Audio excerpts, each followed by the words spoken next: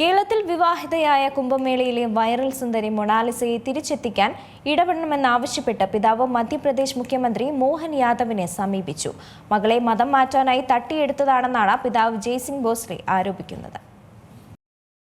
മകളെ മതം മാറ്റാനായി തട്ടിയെടുത്തുവെന്ന പരാതിയുമായി കുംഭമേള വൈറലായ മൊണാലിസയുടെ പിതാവ് ജയ്സിംഗ് ഭോസ്ലെ.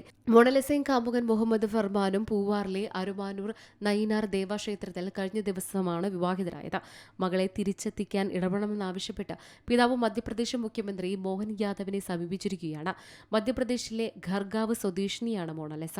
പിതാവ് മറ്റൊരു വിവാഹത്തിന് നിർബന്ധിക്കുന്നുവെന്നും സംരക്ഷണം വേണമെന്നും ആവശ്യപ്പെട്ട് ഫർമാനോടൊപ്പം മൊണാലിസ തമ്പാനൂർ പോലീസ് സ്റ്റേഷനിൽ അഭയം തേടിയെത്തുകയായിരുന്നു. പ്രശ്നം മനസ്സിലാക്കിയ പോലീസ് പിതാവ് ജയ്സിംഗ് ഭോസ്ലെയും സിനിമാ സംഘത്തെയും സ്റ്റേഷനിലേക്ക് വിളിച്ചു വരുത്തി. തങ്ങളുടെ ഗ്രാമത്തിലെ രീതിയെ അനുസരിച്ച് പെൺകുട്ടിയെ മറ്റൊരു സമുദായത്തിലോ ഗ്രാമത്തിലോ വിവാഹം കഴിപ്പിച്ച് അയക്കാറില്ലെന്ന് ജയ്സിംഗ് ഭോസ്ലെ പോലീസിനോട് പറഞ്ഞു. തുടർന്നാണ് പോലീസ് നിയമ നടപടികളിലേക്ക് നീങ്ങിയത്.